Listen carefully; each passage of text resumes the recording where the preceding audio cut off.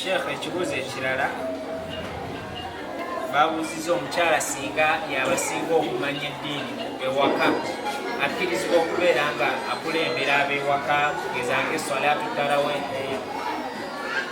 Ab'ewaka bonna singa babeera nga bakyala, omukyala oyo abasinga okutegeera eddiini abakulembera, era singa nobanga tewalimu musajja era akkirizibwa okusomera mu ddoboozi lye banaawulira. Naye singa wabanga waliwo omusajja, omukyala takulembera musajja kabeere nga ye sekati nga ye omwami mwereere, tewaliwo kawaayiro konna kakkiriza mukyala kukulembera. Ensonga y'okukulembera eyo Allah yagirekera baami bokka.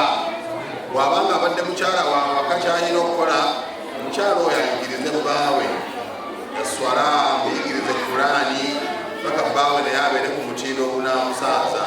Naye nga omukyala okulembera abantu ewaka nga waliwo n'omwami anedda, omusiraamu omukyala akulembera swala kujjako ng'akulembera bakyala banne.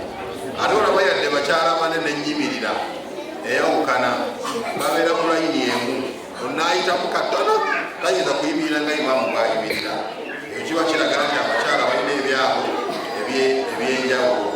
Tulina essomero lyaffe Hamdani Girls, mu tarawihi abaana abawala basaaza bannaabwe bayimirira ku layini emu nakyolamu katono, naye kati oluusi hafizi yasaaza.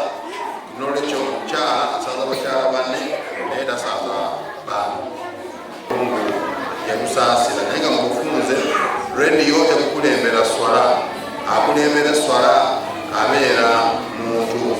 Era singa tubeera mu kitundu nga tewali yadde asobola kusaaza, abantu ayo byatarawiya babivwako mpaka ne balifuna alibasaaza, naye nga si rediyo asaaza ayina kubeera muntu.